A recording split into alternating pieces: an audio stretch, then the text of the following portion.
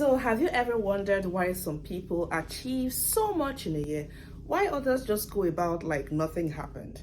Now, one thing you need to work on if you are one of those, who are always complaining, like this year ran fast, you need to start working on how you manage your time. And it starts from how you manage your time daily, right? So that's why I want to show you some tips. So this is what helps me manage my time as someone who has a lot going on. First, you need to plan a night before. Yeah, you need to plan a night before. And how do you plan a night before? You need to have a book handy, a diary by your bedside, right? So as you go to bed, you need to write it down. You see, when they say what is written does not exist, writing helps a lot. It brings a lot of clarity. So first, write down all the activities you need to do. Now, you need to do this a night before. Write down each thing you need to do. For example, you need to drop your children at school at 9 o'clock or at 7 a.m.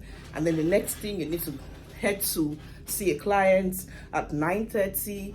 You need to make a call. Yeah, you need to even write that down. You need to make a call to a friend, to your business partner.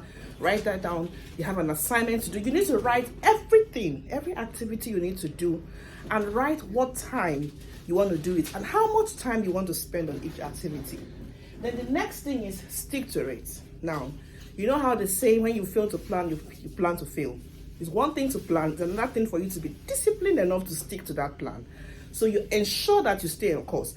However, life is unpredictable, so you never can tell. Let's say you plan to, let's say do an assignment or get something done at, let's say, 3:30, and at 3:30 you allotted 10 minutes to do that task. Well, it's so difficult. You realize that 20 minutes has passed and you're still on that task. What do you need to do? Go to the next activity.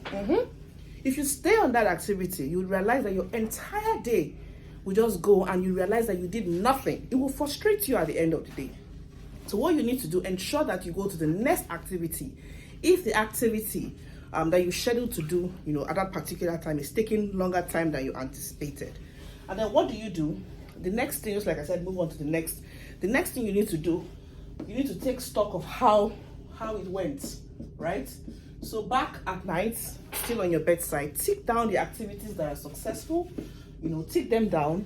And then the ones that you were unable to do, that's, for example, the ones you carried on to, the ones you could not complete that were proving difficult.